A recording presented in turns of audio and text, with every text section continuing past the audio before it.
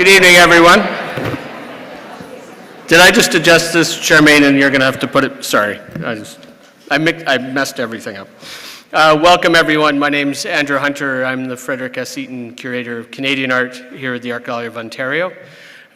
Real pleasure to welcome you here to the, what year is it? 2016 Macready Lecture on Canadian Art. First, I wish to acknowledge that we stand on the traditional land, territory of the Mississauga, on land that has been the home of a diversity of Indigenous peoples for thousands of years. I also want to acknowledge that we are together in a city of great historic diversity that is not, and that's a diversity that has not often been historically acknowledged. And I think it's fair to say that we can acknowledge at the AGO that we both contributed to that history, the shaping of a history, and we've also, I think, over time been guilty of omissions, and many omissions. So I'm proud to be part of the new AGO, this institution today, looking at its history and also thinking a lot about where we stand and where we're going. Tonight's lecture by Charmaine Nelson is a big part of that momentum moving forward. And I'm proud to be part of that and feel exceptionally privileged to be here in the role that I have and to work with remarkable colleagues. So again, a real pleasure to see such an amazing turnout this evening for the Macready Lecture. I myself gave a Macready Lecture once in 2003, and I was looking at the list of all the amazing people that have spoken. It was not a sellout. It wasn't packed like this. We didn't have to move the talk to a larger venue. And then after my talk, there were no more talks for 6 years. So, so I was looking at that, and we were talking at dinner, and I thought, what did I say? And then eventually, how did I get this job out of that? So anyways, all joking aside. So the Macready Lecture was begun in 1982, and the first lecture was given by Dennis Reed. And the lecture was set up to honor the memory of the late Reverend Philip G. Macready. By a group of his friends, they endowed this annual memorial lecture on Canadian art here, which is to happen every 2 years. And he was Macready was a well-respected and well-known dealer in Canadian art during the mid-20th century. And this lecture was begun, as I was saying, upon his death, a way of honoring a great commitment to Canadian art. And we're really proud to be able to continue to move forward with these lectures. I wanted to, I'm going to turn it over to Charmaine very quickly, because you're here to hear Charmaine, not to hear me. So Dr. Charmaine Nelson is an associate professor of art history at McGill University in Montreal. She received her PhD in art history from the University of Manchester in the United Kingdom in 2001. Her research and teaching interests include post-colonial and Black feminist scholarship, transatlantic slavery studies, and Black diaspora studies. Her work examines Canadian, American, European, and Caribbean art and visual culture. She has made groundbreaking contributions to the fields of the visual culture of slavery, race and representation, Black Canadian studies as well. Nelson has published 5 books, including Racism A, ? A critical interdisciplinary anthology of race and racism in Canada, The Color of Stone, sculpting the Black female subject in 19th century America, Representing the Black female subject in Western art, Ebony Roots, Northern Soil, Perspectives on Blackness in Canada, and Legacies Denied, Unearthing the Visual Culture of Canadian Slavery. Her 6th book, forthcoming, Slavery, Geography, and Empire in 19th Century Marine Landscapes of Montreal and Jamaica, which will come out in March, so 2 months, delivers one of the first slavery study books to juxtapose temperate and tropical slavery, and the first such comparative work in art history. Nelson's research has been supported by the Social Sciences and Humanities Research Council of Canada. She has held several prestigious fellowships and appointments, including a Caird Senior Research Fellowship at the National Maritime Museum at Greenwich, and a Fulbright Visiting Research Chair at the University of California, Santa Barbara. She was also awarded a Woman of Distinction Award from the Montreal Women's YWCA. So please join me in welcoming Dr. Charmaine Nelson from Montreal.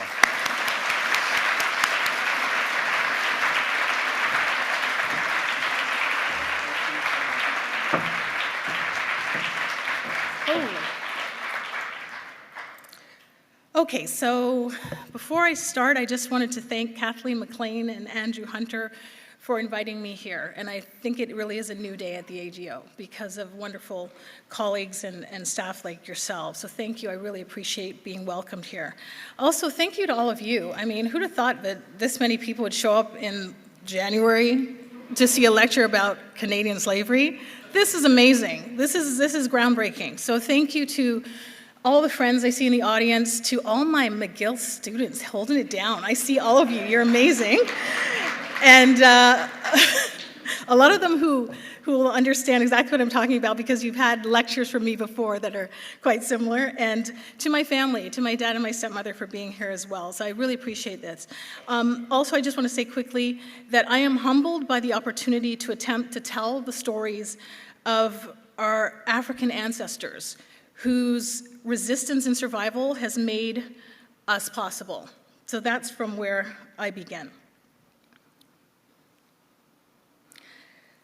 The Montreal Gazette issued its first paper on the 25th of August, 1785.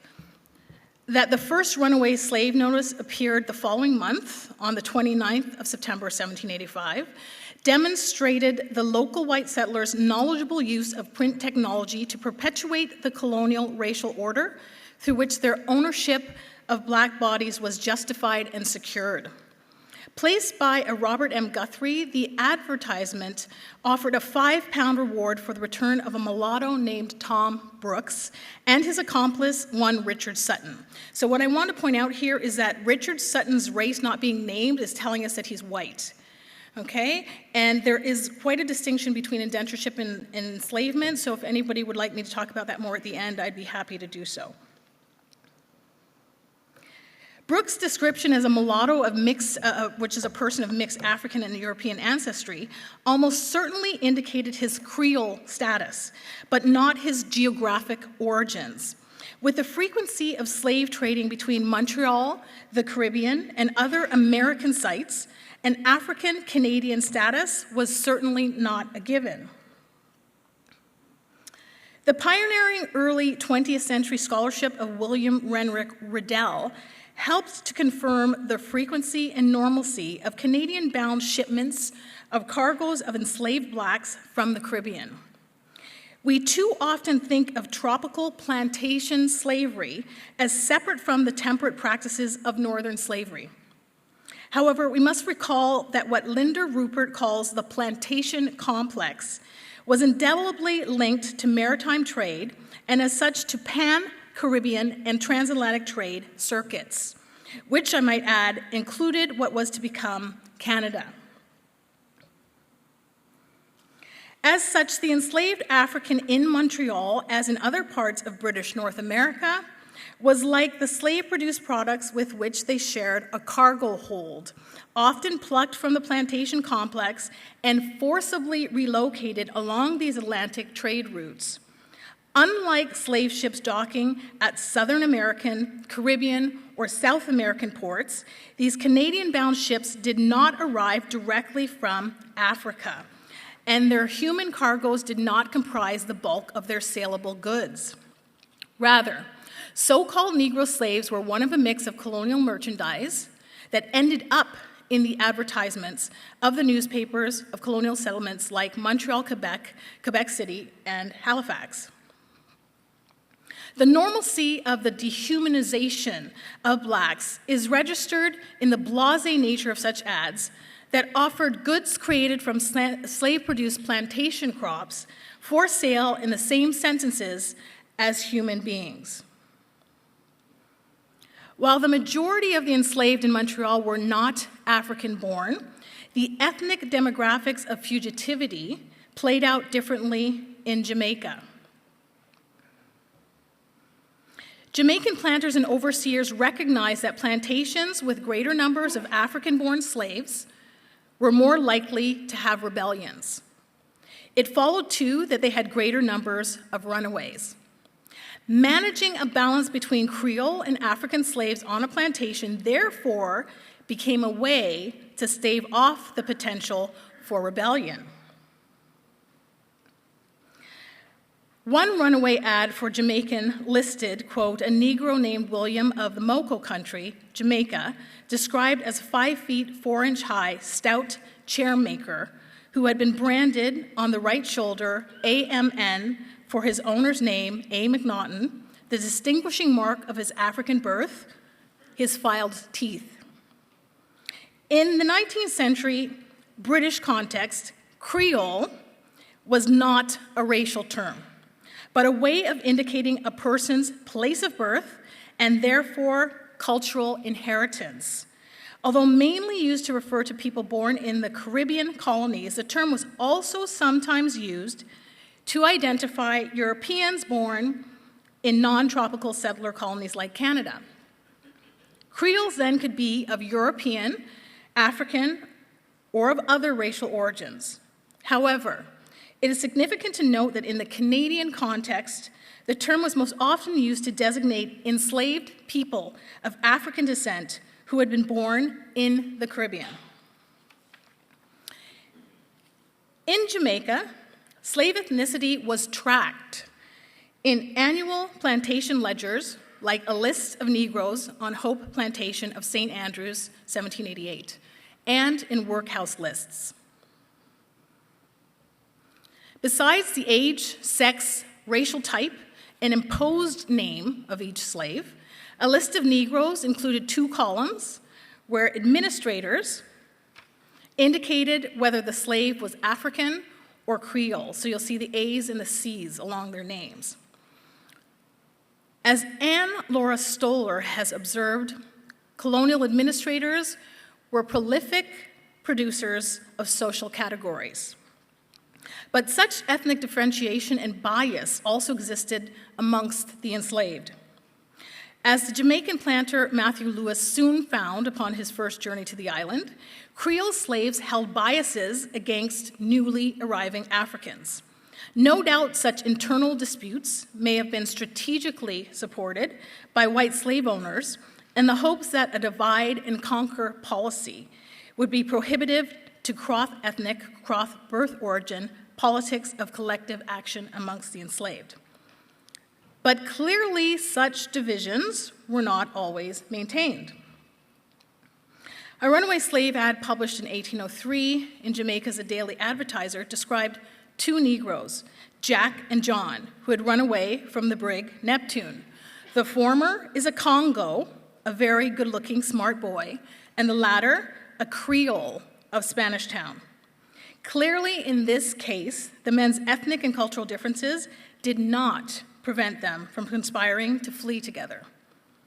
So I would like to dig deeper into the implications of these key words, mulatto, Congo, Creole, that appear in these runaway slave advertisements, the racial, ethnic, and regional signifiers that were used in part to identify and potentially recapture the 3 fugitives.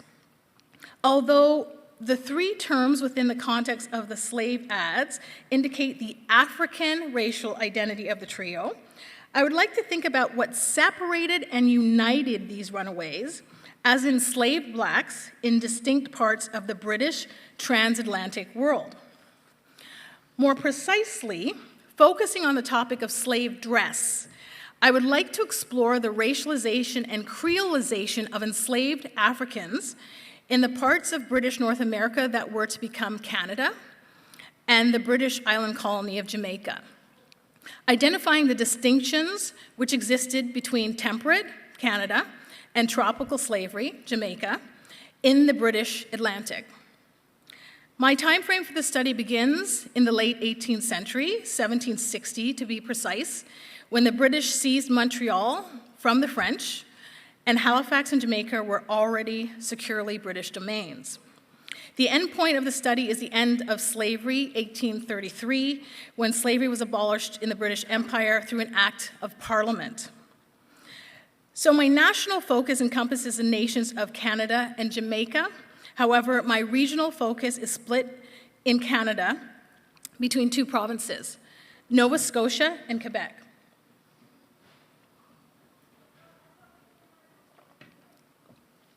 My selection of these 2 areas was governed by several factors, including the earliness of colonization in both regions, and therefore the building of material, economic, and archival colonial infrastructures by the 18th century. Second, the proximity to Quebec, or location on Nova Scotia, the Atlantic Ocean, rendered these sites two of the most important colonial ports in the northern part of British North America. The settlements of Halifax, Montreal, and Quebec City were home to a constant sea trade of merchant ships arriving from and departing to various European, North American, and Caribbean sites. And finally, the role of Nova Scotia and Quebec as transatlantic network ports meant that the white inhabitants were deeply implicated in the commercial trade of slave-grown, plantation-produced agricultural commodities like rum, sugar, molasses, and, central to my thesis, participated in the constant importation and sale of enslaved, mainly Creole Africans from the tropical colonies. Central to this exploration is a rereading of runaway slave advertisements, not as mere texts. So here comes the thesis, okay? But as portraits, although dubious ones, of the enslaved, which functioned primarily through vision. But the runaway slave advertisement was also a primary source with prescribed limits. One limit is that it confirms only that someone socially deemed to be a slave ran away from the person who claimed to own the runaway. Such advertisements also confirmed that the runaway was valuable enough to be pursued. Although most were pursued immediately, cases like John Saul's delayed pursuit of the enslaved woman Ruth, for whom he placed a notice months later, stand out as oddities. The value of the enslaved for the slave owner could be economic, symbolic, cultural, political, or social. However, since many 18th and 19th century newspapers were published weekly, not daily, depending upon when the enslaved person fled, the existence of the advertisements often indicates that the fugitive had already eluded recapture for several days. But what the advertisements do not reveal is what happened after the notice was placed. Was the enslaved person recaptured?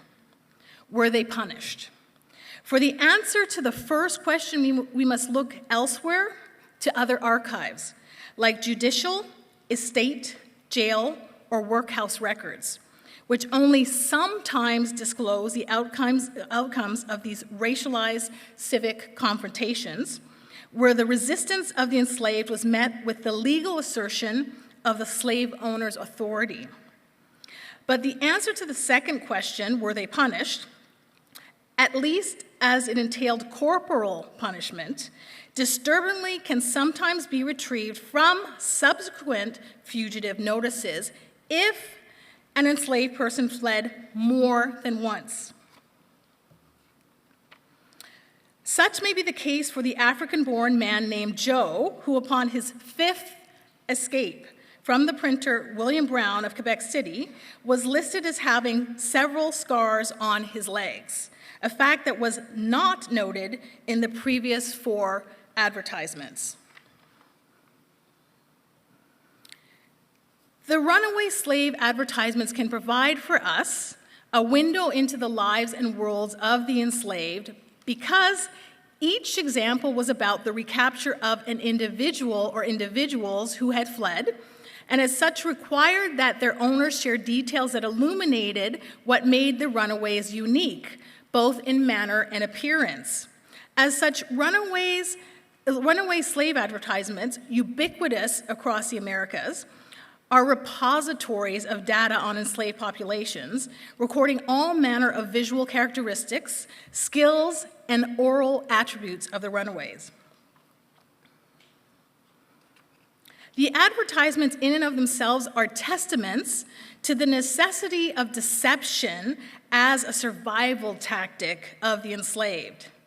Since advertisements regularly included descriptions of the dress and speech of the fugitive, even when the slave owner did not explicitly document the regional origins of the slave, they are evidence of the ethnicity of the slave population, their Creoleness or Africanness.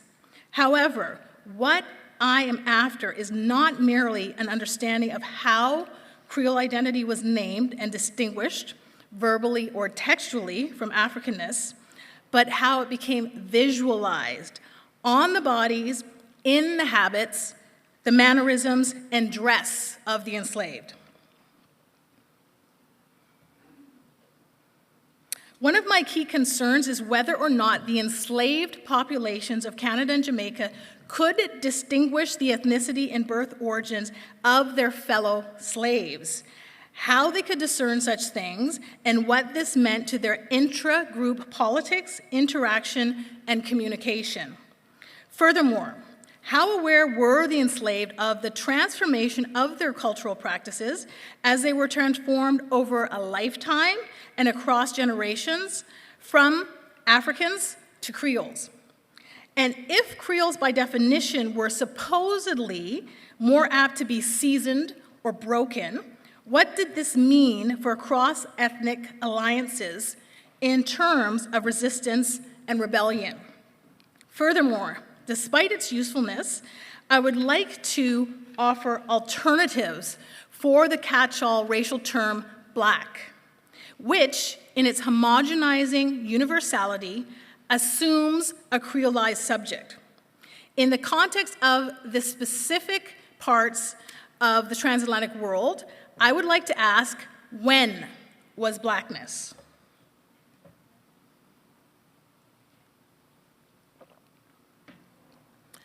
So, my primary archive is fugitive or runaway slave advertisements, have been referred to by Shane White and Graham White as, quote, the most detailed descriptions of the bodies of enslaved African Americans available, end quote. I would argue that their contention also applies to most regions of the Americas in general, particularly places where abolition predated the development of photography. Displaced from their homelands and forced to take up the role of unfree labor in the Americas, enslavement severely impeded the ability of Africans to remember their histories and practice their cultures. This was strategic on the part of the white colonialists and slave-owning classes, and evident in the immediate implementation of slave practices like branding and renaming that were meant to break the enslaved from their sense of individuality, family, and ancestry. Furthermore, ruling class whites deliberately developed the colonial archive in ways that only allowed Africans to enter, almost always, as the objects or stock owned by another, and therefore as partial or incomplete entries. This disturbing fact that the most detailed representations of the enslaved were produced by their owners provokes a confrontation with the archive, not as objective or neutral container of facts and information, but as a site through which the elite secured their power through determinations on who can be represented and in what fashion. As such, as Stoller has explained, we are left to sort out what was unwritten because it could go without saying and everyone knew it. What was unwritten because it could not yet be articulated, and what was unwritten because it could not be said. Following Stoller's insight, I would add to her list what was unwritten because to do so would further humanize the enslaved. As such, I want to suggest that the partial representations of the enslaved by white slave owners and their surrogates were intended as a strategy of erasure. Newspapers linked slave owners with other owners and their surrogates, like jailers, across vast territory. Slave owners ably exploited this fact by placing fugitive notices in newspapers, both locally and further afield. As a case in point, when the enslaved Negro man Ireland escaped with the white indentured servant Francis Freeland on the 18th of September 1771, from their owner and employer, William Gilliland of Willsboro, New York. Gilliland placed an advertisement in the Quebec Gazette the following day. When an enslaved person fled, owners capitalized upon their wealth, class privilege, and literacy to disseminate their versions of events broadly, and to dominate public opinion normally through the vilification of the enslaved, often as cunning and idle. For example, when an enslaved black man named Isaac fled from his owner, Azariah Pritchard, Pritchard advised the public that, quote, said Negro has been guilty of theft and many misdemeanors, end quote. Enslaved female fugitives were not immune from such accusations. When an unnamed Negro girl of about 24 years of age fled from Isaac Worden in Quebec City, he included in the notice that she was supposed to have cash, both gold and silver, with her. Pushing back against this practice, the enslaved attempted to refashion themselves through what David Waldstreicher calls acts of cultural hybridization, to transform how others, mainly whites, perceive them. But what was an enslaved person's access to self-fashioning, and how was it achieved? While the flight of the runaway and their often premeditated acts of redefinition and passing sought to unbind the runaway from the category of slave, the advertisements sought not only to reconstitute this connection, but also to naturalize it.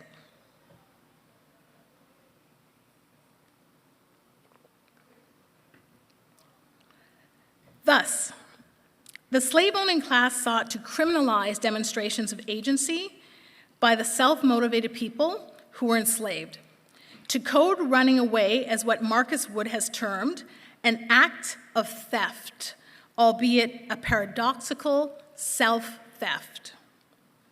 Against this colonial act of dehumanization, I would like to position the fugitives not as criminals, but as freedom seekers, and the act of running away as a defiant and extremely courageous and perilous act of self-redefinition.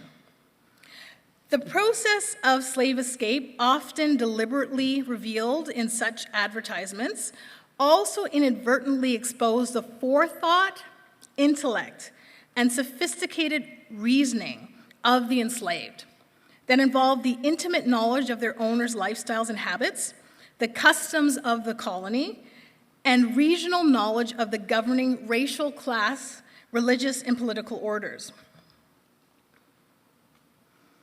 For instance, when Chloe, described as a Negro wench, fled from the Jewish merchant Judah Joseph of Bethier, Quebec, Joseph's advertisement disclosed that, quote, she got out of a garret window by the help of a ladder, end quote, and subsequently departed in a canoe with an unidentified, racially ambiguous man.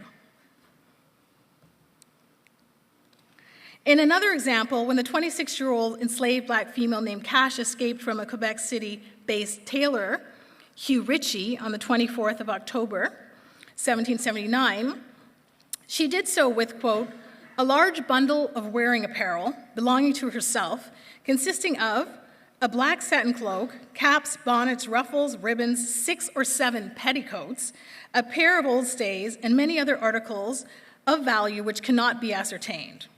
It is likely she may change her dress, end quote. So Cash had a plan, right? Yeah. Hence, the process of attempting to recapture one's slave through the textual order of print culture required that slave owners disclose details about the runaway which were unhelpful to the idea of slaves as controlled, idle, and unintelligent property. Thus, while the American, North, South, Central, and Caribbean Archive of Fugitive Slave Advertisements points out the failure of slavery to fully disrupt the individual and collective agency of Africans, the failure was reframed as the individual fault of morally corrupt and ungrateful slaves. When Tom, described as a mulatto Negro, escaped from his owner Nicholas Everson of East New Jersey, Everson's advertisement related that Tom, a shoemaker, intended to alter his clothing, cut his watch coat, produce new attire, make him Indian stockings, alter the perception of his race and likely social status, pass for Indian, and seek the aid of the Moravians, known to be abolitionists or at least more dedicated to protecting the rights of the enslaved. What the advertisement inadvertently revealed was Tom's clear knowledge of the composition of his broader community, his own identity, how that identity might be manipulated or refashioned, and who he might call upon to assist him, Indigenous people and Moravians. But what the advertisements also implied was an intelligence based upon keen observations by a class of people consistently dismissed not simply as unintelligent, but biologically, intellectually inferior. Indeed, the sweeping white misperception of Black intelligence and the ability of the enslaved to perform docility and dull-wittedness, the lowered gaze and deferential yes massas, must have been central to how many of the enslaved escaped scrutiny while planning and preparing for escape. We would be remiss if we did not understand that the performance of deference was often a form of resistance. For the enslaved, whose escape and long-term freedom was frequently premised upon their ability to pass as free, their ability to observe and mimic the dress, habits, manners, and customs of free people would have been essential.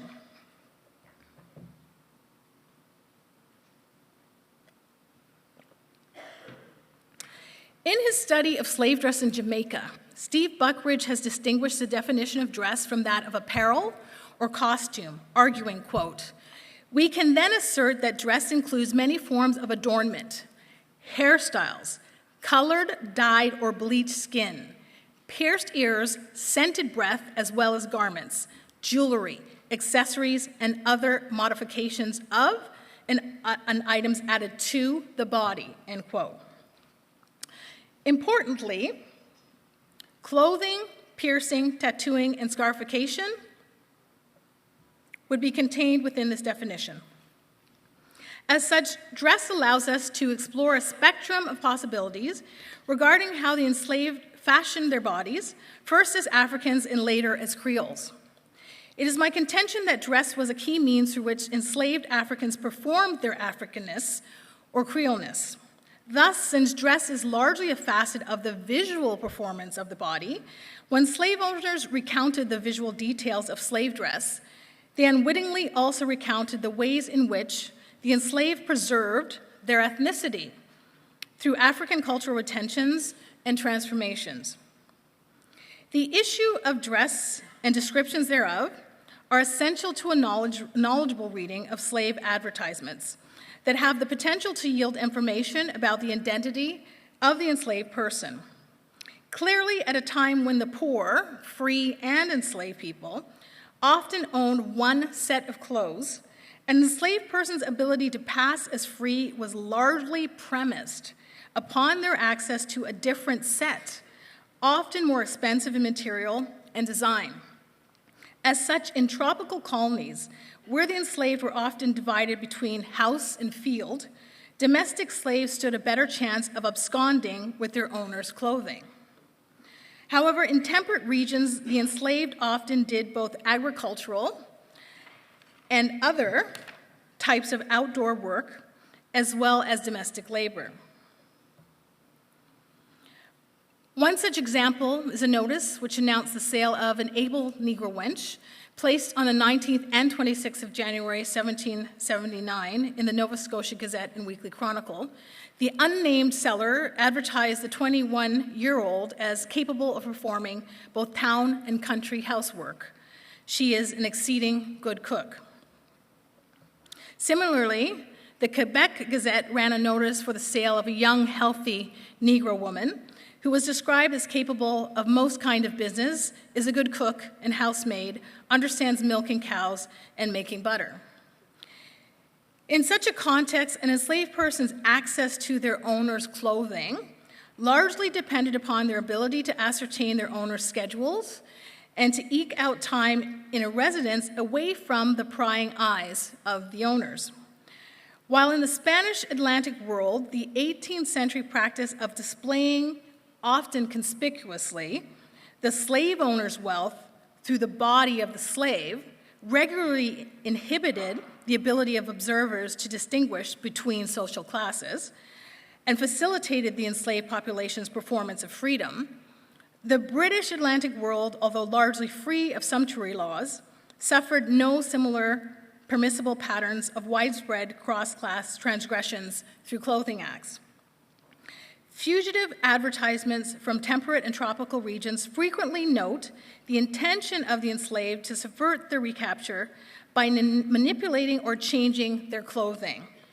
Critically, if a key means of escape was passing as another race, class, or social status, then clothing facilitated one's social transformation in affecting one's ability to emulate another group.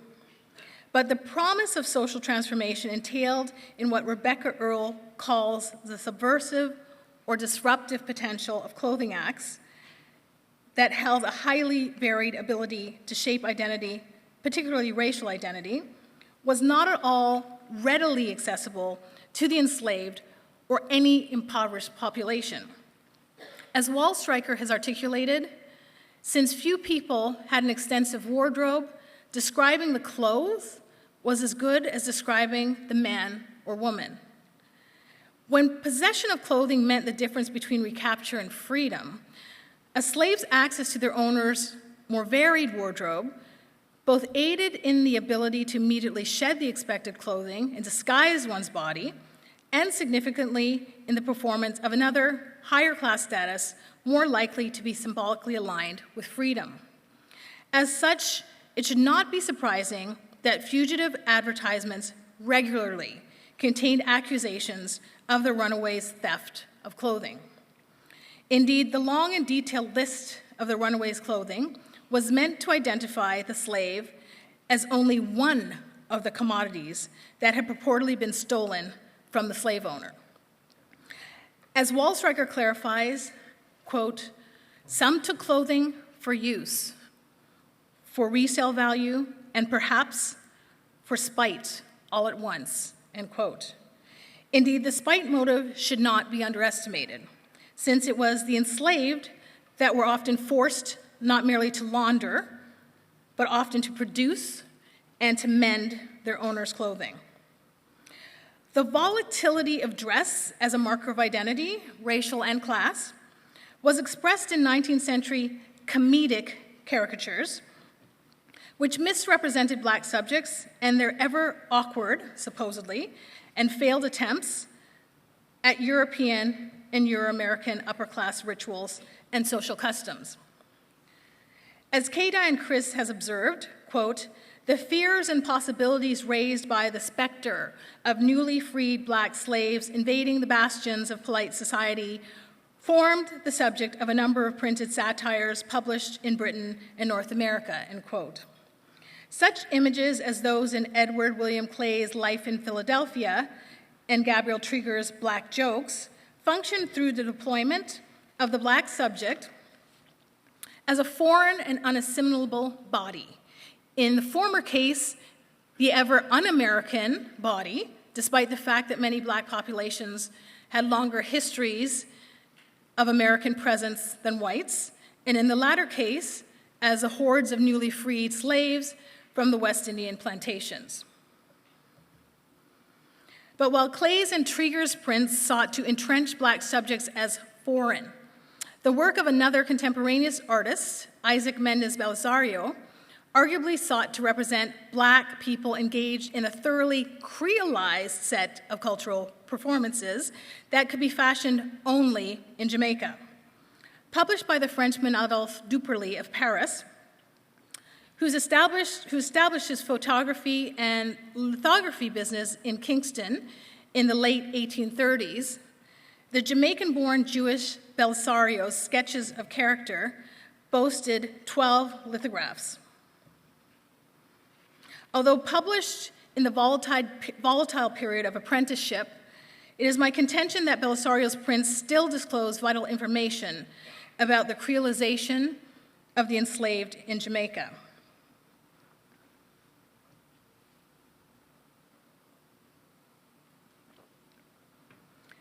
I would like now to turn to an analysis of the dress of enslaved African females in Canada.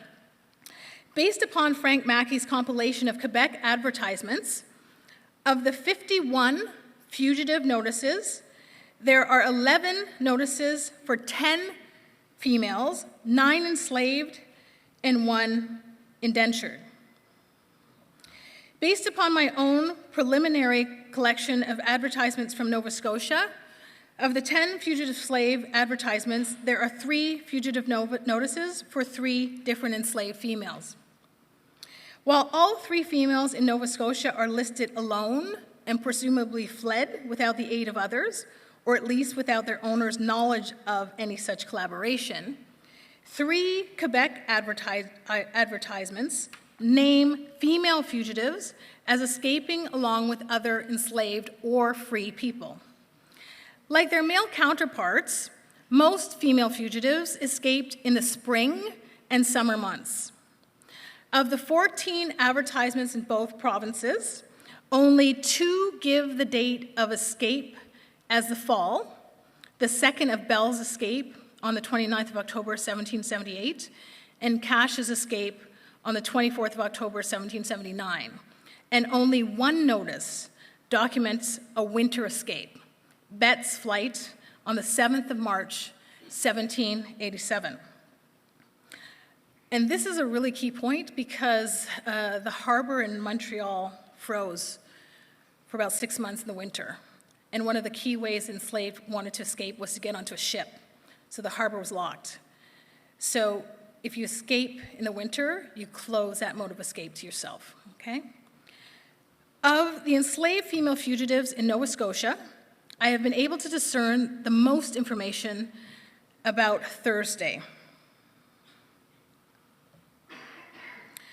Unlike most enslaved fugitives, Thursday's condition after her escape can be partially discerned because, unfortunately, her owner, John Rock, recaptured her.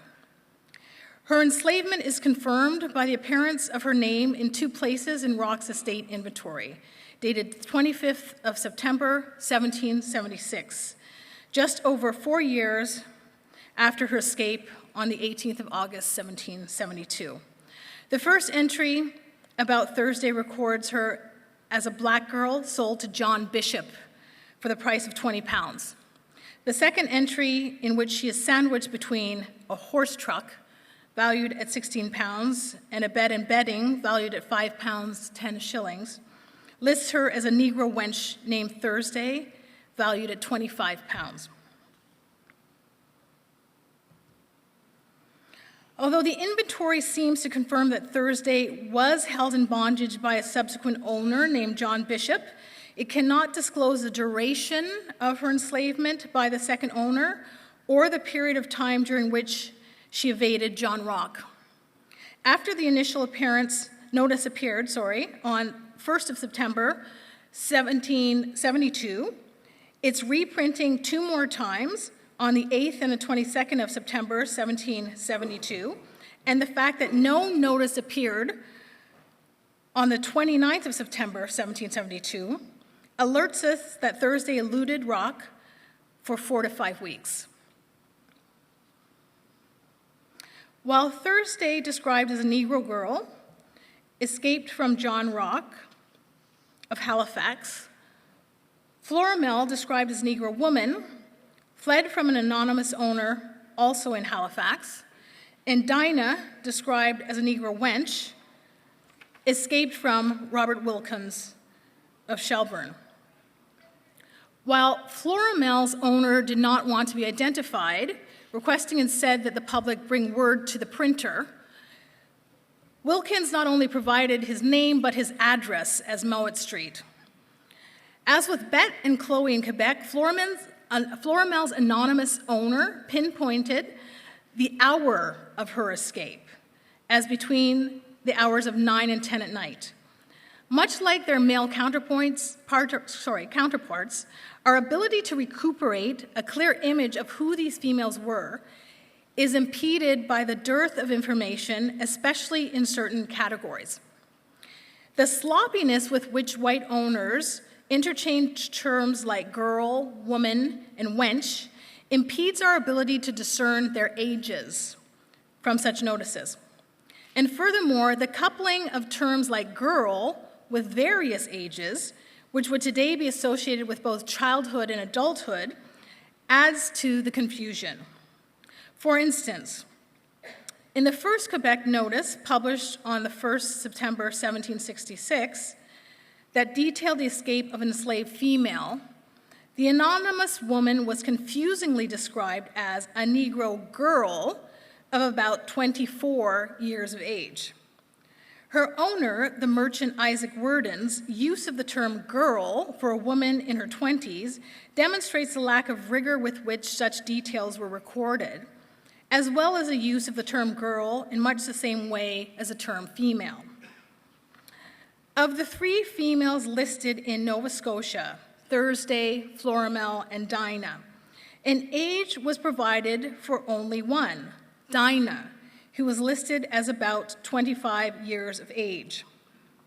Instead, in comparison to some of their male counterparts in the province, far more energy was expended on the description of the trio's clothing, with some level of detail about the size or condition of Thursday's and Florimel's bodies. Rock's description of Thursday was the most comprehensive of the three. Besides her clothing, Rock also noted Thursday's height, stature, and the fact that she had a visible injury. According to the notice, Thursday was about 4.5 feet high, broad set, with a lump above her right eye. Had on when she ran away, a red cloth petticoat, a red baize bedgown, and a red ribbon about her head. Besides the profusion of red clothing, the details that stand out the most is Thursday's injury, the bruise above her right eye. The use of vibrant colors like red and purple in the dress practices of these females sets them apart from their male counterparts, whose notices are littered with descriptions of less conspicuously colored clothing, like blue, brown, black, or more vaguely described colors like dark and light. The vibrancy of these women's color choices may align with the gendered division of slave labor in tropical colonies like Jamaica, where enslaved females were made to produce clothing for the plantation slave populations. As such, enslaved Creole females would have arrived in Canada with knowledge not only of how to make natural fabrics from plants, but techniques of dyeing and perfuming their clothing. Interestingly, all three women escaped in what was, for the most part, gender-specific clothing for females. Like Thursday, Florimel, and Dinah also wore petticoats and gowns, the former described as a red poplin gown and blue baize outside petticoat, and the latter as a blue and white ticking petticoat, a purple and white calico short gown. Therefore, at least as far as their owners were aware, these females had not tried to obscure their sex identity to pass as male. However, more so than Thursday, Florimel and Dinah's clothing betray the material deprivation of the enslaved. Florimel is described as wearing a pair of men's shoes, And Wilkins describes Dinah as fleeing in an old blue cloak. The enslaved population of Nova Scotia and Quebec routinely wore clothing described by their owners as old or worn. The poor condition of slave clothing was doubtlessly a product of the arduous nature of their mainly manual labor, as well as the fact that many, if not most, were likely never furnished with new clothing, but instead with their owners' already worn secondhand clothing. The hand-me-down nature of slave clothing in these provinces also explains the drabness and the indefinitiveness of the colors of their wardrobes. But it also makes the reds and purples of Thursday, Florimel, and Dinah's more unique. That the women did not opt for less conspicuous colors when fleeing may suggest a lack of forethought or the fact that other clothing could simply not be obtained. Given that all three escaped in the spring or summer, they were perhaps persuaded to seize their opportunity while the weather was warm and the harbors active. While the oldness of Dinah's cloak is normal, Florimel's men's shoes may have been more rare and a further sign of a lack of suitable dress provided by slave owners. Men's shoes may also be an indication of the type of labor which Florimel was made to undertake, perhaps physical and outdoor. But while in Nova Scotia, Florimel and Dinah's clothing betrayed their impoverishment, in Quebec, the dress of an enslaved black woman named Cash revealed the possibility of refined clothing as disguise for a fugitive. In a fugitive notice placed by her owner, Hugh Ritchie, Cash was described as, quote, a Negro wench about 5 feet 8 inches high, speaks English and French very fluently, end quote. While Cash's fluency may indicate her creole status, it is also possible that, like the African-born pressman Joe discussed earlier, she was African-born and became fluent over the course of her enslavement in Quebec. What is striking about Cash's clothing is not the mere quantity with which she escaped, but its refinement and quality. While the clothing of other enslaved people was regularly described as old or worn, the drabness of the colors also telegraphed the age of the garments. In contrast, only one of Cash's items of clothing was described as old, the pair of stays. Amongst the items with which she absconded were cloaks, caps, bonnets, ruffles, ribbons, and petticoats. The assortment of dress proclaims not just a very feminine attire, but also a distinctly upper-class and non-utilitarian one. While Rebecca Earle has noted that white 19th century commentators on Caribbean and South American societies wrote disparagingly about what they saw as the black female appropriation of upper-class white female fashion staples, like the parasol and gloves, for the ways that such refined clothing created a contrast with the sun-darkened, muscular bodies of enslaved black females, it is unclear if clothing like Cash's drew the attention of and resulted in the derision from whites in Quebec and Nova Scotia. While, as Walt Stryker has noted, most enslaved people would have possessed only one set of clothes, Cash's bounty of dress was almost certainly the direct result of her enslavement by a tailor, Hugh Ritchie. However, rather than merely assuming that her knowledge of clothing, production, repair, and maintenance was something imparted to her by Ritchie, we must also ask to what extent Cash's enslavement resulted in Ritchie's exploitation of her knowledge. This is perhaps why, after stating that she had, quote, carried with her a considerable quantity of linen and other valuable effects not her own, Ritchie also conceded that, quote, and she has also taken with her a large bundle of wearing apparel belonging to herself, end quote. Returning to the issue of the corporeal descriptions of the females, Thursday may not have been the only injured person. While Rock described the bruise on Thursday's forehead, Floramel's anonymous owner described her as having scars on her face. Such attention to the facial skin of the enslaved in fugitive notices was common. Indeed, in a 19th October 1769 notice in the Quebec Gazette, the Montreal merchants, Messrs. Doby and Frobisher, described the runaway Susanna as about 27 years of age and about 5 feet 10 inches high, smooth-faced. But while the lump above Thursday's eye may have had several origins, one and possibly the most plausible of which was a physical assault of some kind, the origins of Floramel's can also not be definitively known. But they were likely not the result of smallpox, since many advertisements in Nova Scotia and Quebec routinely stated when the enslaved were so marked. Floramel's owner would not have detailed her scars in the fugitive notice if they were not plentiful enough or pronounced enough to be visible. However, Floramel's European language acquisition, described as speaks broken English, may indicate an African birth origin. And if so, her scars may have been from the self-community-created ritualistic practice of scarification.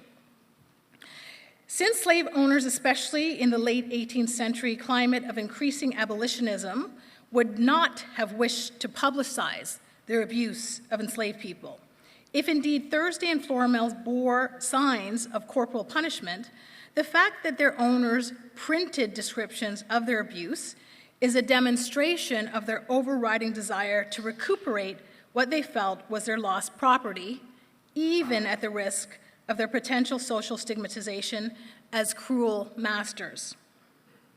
If so, Rock, who allowed his name to be listed as Thursday's owner, was less conscious or weary of such a backlash than Floramel's anonymized owner. And I should point out here that a couple years before Thursday escapes, there's an ad in the same paper for a runaway indentured servant from John Rock. Okay, so we can start to piece together the fact that both indentured servants and enslaved people are not happy serving him.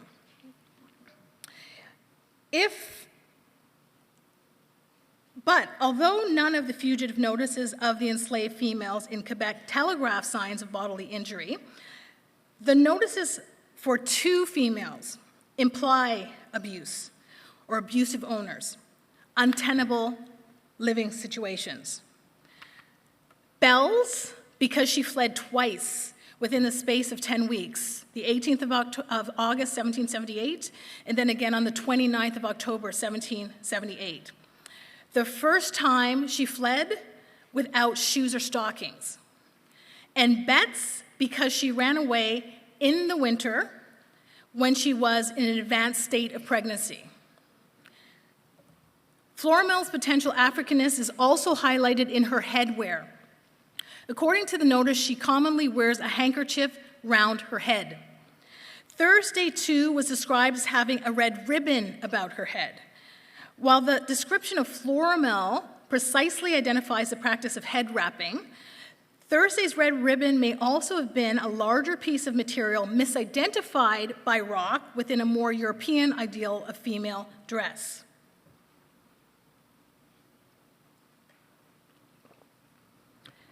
Head wrapping amongst females was an African dress practice which survived the Middle Passage, only to be reconstituted in the diaspora, including Quebec and Nova Scotia. The amateur portrait of Rose Fortune and a photograph of a black female market vendor testify to the practice's continuation in the Maritimes. The most famous Canadian representation of an enslaved black female is Francois Malaparte de Beaucourt's portrait of a Haitian woman from 1786. Also wearing a head wrap, the likely sitter, Marie-Thérèse Zemire, may have been purchased and forcibly migrated from Saint-Domingue, today called Haiti, to Montreal when the artist and his wife fled the island during the Revolution in 1791.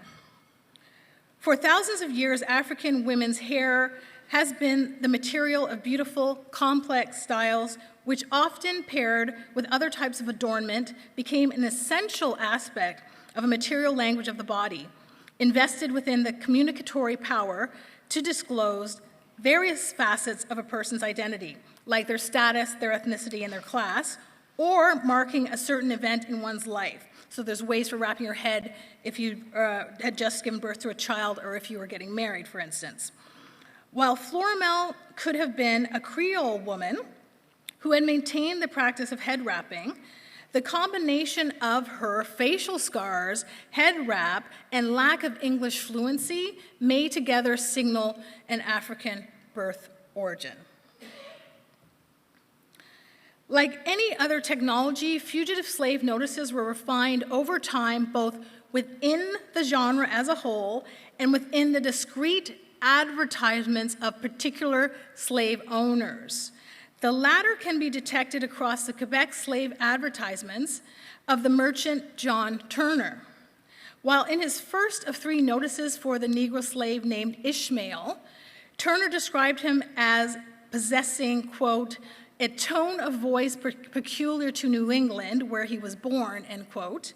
There is a decided shift in the second notice. Indeed, it is interesting that while Ishmael escaped 3 times, in 1779, 1784, and 1788, Turner only mentioned his New England origins in the first notice. Instead, Turner's second description of Ishmael was far more reliant on the visual articulation of his body, including demeanor, complexion, hair, face, body. The 1784 notice described Ishmael as about 36 years of age and nearly 5 feet 6 inches high, remarkably downcast countenance, and a black and copper colored mixed complexion. His hair is short, strong, black, and curly, and his face much pitted with the smallpox. He wants some of his upper 4 teeth, as likewise the first joint of the 4th finger of his left hand.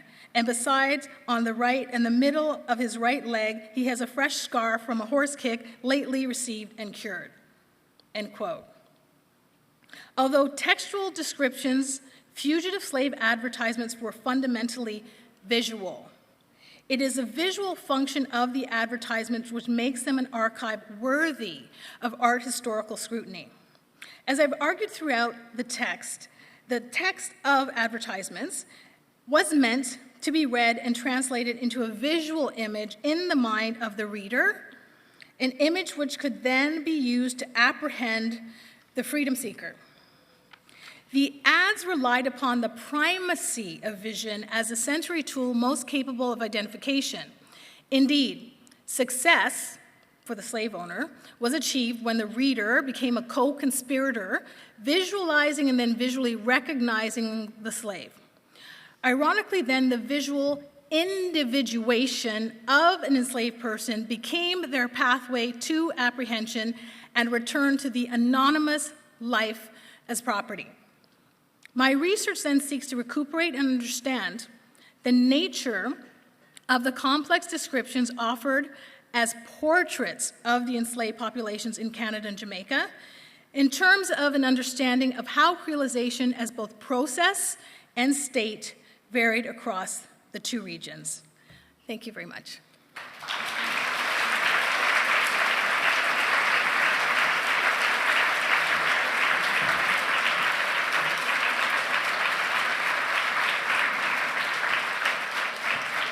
Thank you, Charmaine. We have 2 mics on the floor right now, and we do have some time for questions. If you've got a question, just raise your hand, and we'll come over to you. While you're thinking of your questions, I've got one. Oh, great. You mentioned the Frank Mackey collection as a thing that exists in the world, but the Nova Scotia fugitive slave ads are things that you tracked down in archives and located, and you're going to do more. Absolutely, thank you for that. So Frank Mackey is a scholar of African Canadian history who focuses a lot on Quebec and Montreal. So he's done scholars who work on Black Canada a great service in that he has attempted to track down all of the slave sale and fugitive slave notices published for the province of Quebec. So when I quoted those numbers to you, they're coming from Frank Mackey, who also in his book Done with Slavery, published in 2010 by McGill Queen's Press, has published, transcribed all of the ads. In the case of Nova Scotia, that's not been done. So I started in 2013 by going out and trying to, and you guys who are scholars know the painfulness of microfilm. So it's hard work because they've not been digitized. They're not like you can just pull them up on the computer. You have to go and take the microfilm reels and just go through the newspapers and very slowly look for titles like ran away, runaway, fugitive. So thus far, between 2013 and this past November, I've been able to track down those ads that I've been able to discuss with you. But obviously more needs to be done. Some, though, I'm working at the Nova Scotia Archives and Records Management, and they're a wonderful group of archivists there, is very, very supportive of research in Nova Scotia slavery, but there are gaps in some of their microfilm holdings too, so I'm going to have to look for other archival holdings that have those editions that are not in the Nova Scotia archives. Yeah. Hi, Charmaine. Hi. At the beginning of the lecture, you had mentioned there was a marked difference between indentured and enslaved. Yes. I just wanted you to please touch back on that. Thank you so much Thank for you. letting me go there. Okay. Thank you for this talk. That was amazing. Oh, Thanks. thank you so much. Okay, so, in my experience in giving lectures like this in Canada, I usually get a question that tries to collapse indentureship and slavery, and they're not the same. So what is really heartening for me in doing this research is to see that indentured workers and enslaved people are allying themselves and fleeing together, right? And that makes a lot of sense because they're enslaved or they're indentured in the same household. That being said, though, it's interesting that James Twyfoot, the indentured servant who escaped from John Rock, and Thursday, the enslaved woman who escaped from John Rock, did not flee together. And that may just be that they weren't in the house at the same time, right? But indentureship then had to do with a contract. And in different parts of the Americas, the contract was usually 5 to 10 years, where you were bound to a certain employer, who would then usually provide you with food, housing, and clothing. After the end of indentureship, you're free to go. Okay, so you become a free person. And not only that, in some locations, like Barbados, for instance, the scholar Hilary Beckles has revealed through a really profound archival research that indentured servants at the end of their indentureship were given freedom dues, meaning they're given land or its commodity equivalent. So they immediately go from indentured to settler. So their transition into citizenship was quick, right? Slavery entailed being enslaved in perpetuity. And not only that, slavery was strategically constructed as something that had a matrilineal order. Why? This meant that any child born to an enslaved woman was a slave because the mother was a slave. And what this opened up was a horrific practice of sexual violation. Because if anyone could get that female slave pregnant, the owner is enriched with the baby who becomes their new slave. Okay, that's why rape is ubiquitous in the practice of slavery, and that is also why across generations the slaves become whiter and whiter and whiter because their daddies are white. And the daddies are often the planters in the Caribbean, right? Or the slave owners in temperate colonies as well. Okay, so slavery is in perpetuity. It affected our ancestors and your descendants. Okay, and that's why a scholar like Orlando Patterson conceptualized slavery as a social death. And the practices like branding, like, instantly they rename you. And if anyone's seen 12 Years a Slave, anybody? Yeah? Okay, so you know that moment in the movie where Northrop ends up in the South, and he's being called upon by the owner is going to transfer him, or the slave seller is going to transfer him onto the plantation, and he's calling him Platt. And he's sitting down, he's like, that's not my name. And they just hit him and hit him and hit him until he responds to the name Platt. right? So what we know through the archives too is that the moment of renaming for slaves was often a moment of corporal punishment, intense corporal punishment.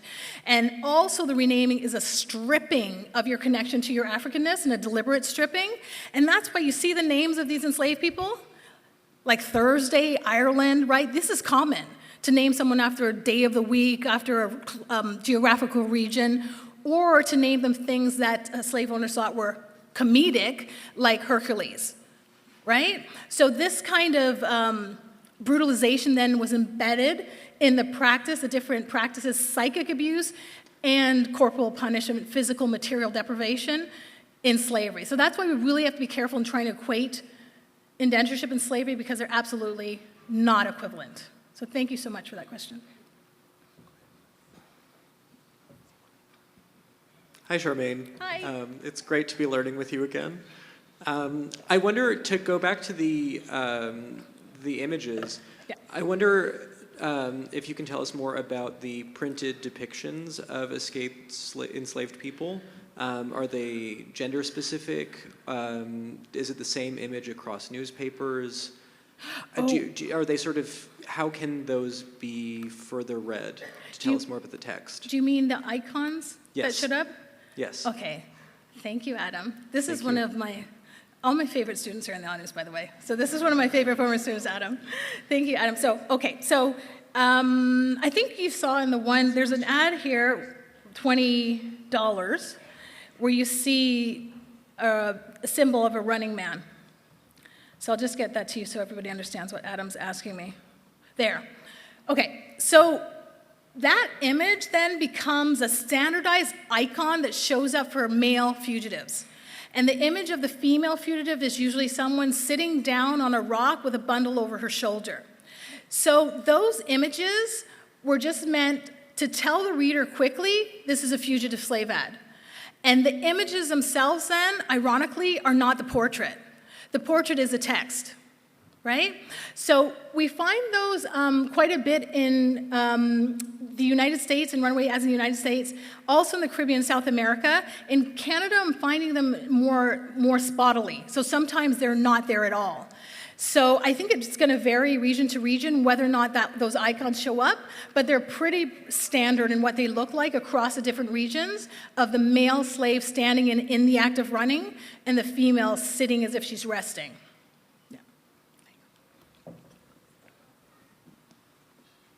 Charmaine, thank you very much for the talk. It was quite informative, also very enlightening as well.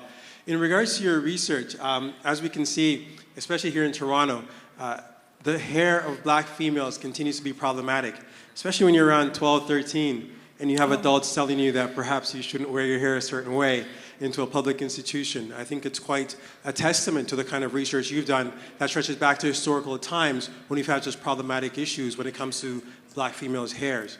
I want to go over to black male for a second in terms of Matthew DaCosta. And I wanted you to perhaps explain or expand upon some of the things that are known and unknown. Because as you mentioned before, most of what we come to see about enslaved Africans are, a lot of it, like 5% is known, but there's another 95% that's not known. So we come to understand Matthew DaCosta spoke a number of languages, and a number of Aboriginal languages as well, and European languages. Mm-hmm. This was 1604. Can you expand upon possibly how he came to learn those languages, but also what does it say about the African presence within North America, and specifically Canada, at that time in history? Fantastic, thank you so much. Okay, so first, I totally agree with you in terms of hair politics. It's a very difficult site for a lot of black people because if we go back to the history of slavery, that was second only to skin color. Hair was a site which Europeans deemed to be inferior in a way of marking out our Africanness, right? So our very curly, beautiful texture was deemed to be something that they actually deliberately called wool to align us with animals like sheep. Right? So it was a strategic site of how to humiliate and dehumanize us and to position us as livestock. So it really is something that still today for us as blacks that we struggle with in terms of embracing the specificity of the beauty of our black bodies. Matthew DaCosta, for everybody then, is, as you pointed out, the first known black person in what was to become Canada. And what we do know is that supposedly he was a translator on a Portuguese vessel and translating, get this, between the Portuguese and the Mi'kmaq. Okay, so what does that tell us? He'd probably been here before. That's not his first voyage. Or how does he come to know the Mi'kmaq language? The other thing is that it's unclear, but most scholars would argue that Da Costa was not a slave in any kind of strict sense of chattel slavery. And he's what Ira Berlin would call probably a Creole of the Atlantic, meaning that he could have been African-born and one of the Africans who, through the participation on the coast of Africa, not as an enslaved person, but as someone who helped and was forced to facilitate slave trade, accrued a number of languages and was on the ships with various Europeans coming to places in the Americas. So Da Costa is often cited, again, because he's the first known black in Canada, and again, the first known, okay, and again, 1605, 1604. The other thing that your comment brings up is what is known and what is not known. This is not known, right? This type of history and this type of detailed, even that slavery happened in Canada is not known. And I know there's a lot of my wonderful students here who took a course with me at McGill called The Visual Culture of Slavery. And at the beginning of that class, I always poll the students and I say to them, hands up if coming in on the first day, you know that slavery happened in Canada. And to this day, after teaching the course for a decade, I haven't had one Canadian student that enters a classroom knowing that slavery transpired in Canada. So think about that, okay? But all of them know, all of the Canadians were trained in the Underground Railroad, my friend. And they know that Canadians were good abolitionists who saved all the African Americans. And I'm like, that's a 34-year window, people. And the 250 years of our slaving under the French and the British, this is not small. Nobody knows about that? Nobody knows. So the thing that we talk about in my class too is how do you erase 250 years of history? That is hard work. You gotta work at that. Right? Because look, it's like the archives are there. The archives are there. So why are we not looking at them? Why are we not talking about this? Why isn't this a part of a known Canadian history?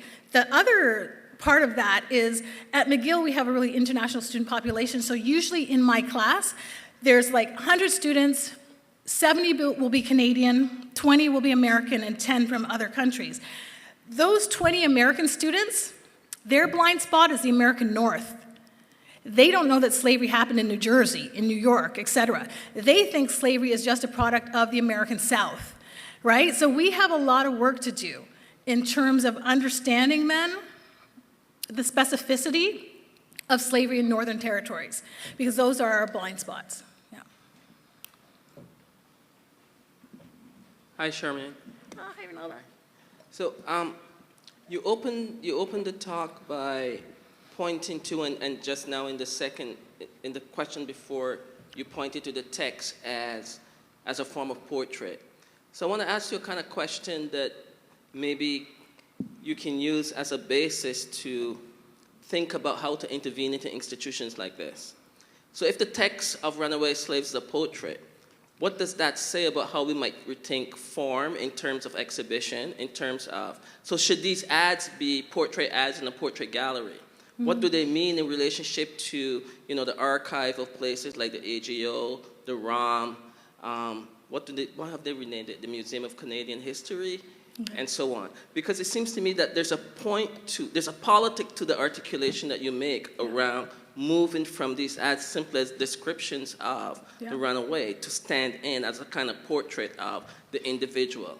So I'm wondering if you can speculate on what that means for the larger institutional politic.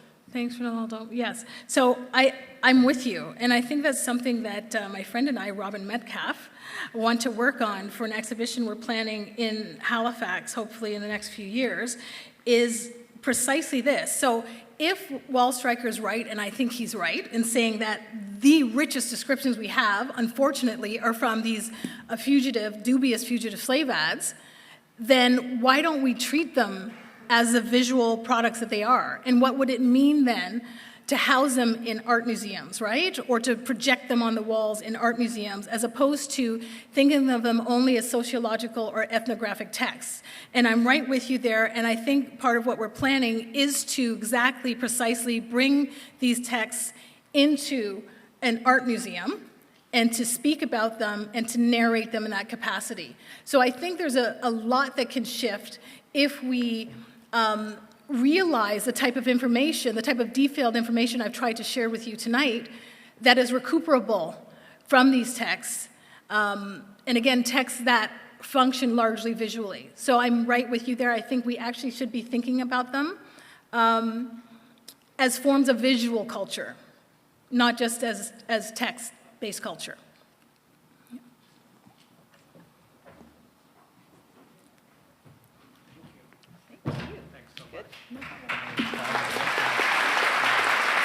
Thank you. Thank you so much. That was a great last question to finish on, to focus around this notions of absence and erasure that came up. And I think one of the great barriers in institutions can be the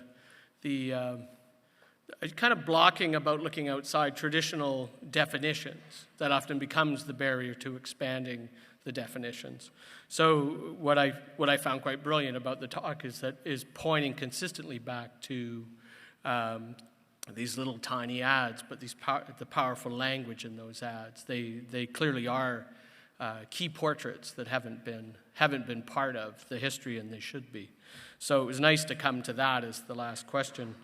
It was also interesting to hear you talk about people's perceptions of was slavery part of Canada or not, which is certainly something that I think many of us can speak from experience of not hearing that story told. And but also when you talked about from a perspective in the United States, which is a common perspective that slavery was some kind of Southern thing. So really interesting book. Love the title, a book that came out last year by Edward Baptiste called The Half Has Never Been Told, which is a retelling of a history of slavery that looks at a significant history of absence and erasure, the story that hasn't been told, which retells it as slavery is actually the foundation of the economy of the United States. It's not a story of the South that happened then. It's actually the founding narrative, right? So powerful book, powerful rethinking. So once again, I'd like to thank everybody for coming. This is, I was excited about it, and it lived up to expectation, no surprise. Looking forward to continuing to follow Charmaine's work, to read the new book when it comes out in a month. You're welcome to stay with us. We're here this evening. There's refreshments. Charmaine will be with us, and so encourage people to say hello, approach, ask questions informally. Once again, thank you for coming out. We look forward to the next Macready lecture. One more quick announcement, Next Wednesday evening, artist opening, Songdong, with us, installing this week, a major new installation and acquisition here at the AGO. So very much looking forward to that. So please come back and join us next Wednesday for the opening of the exhibition. So thank you all very much.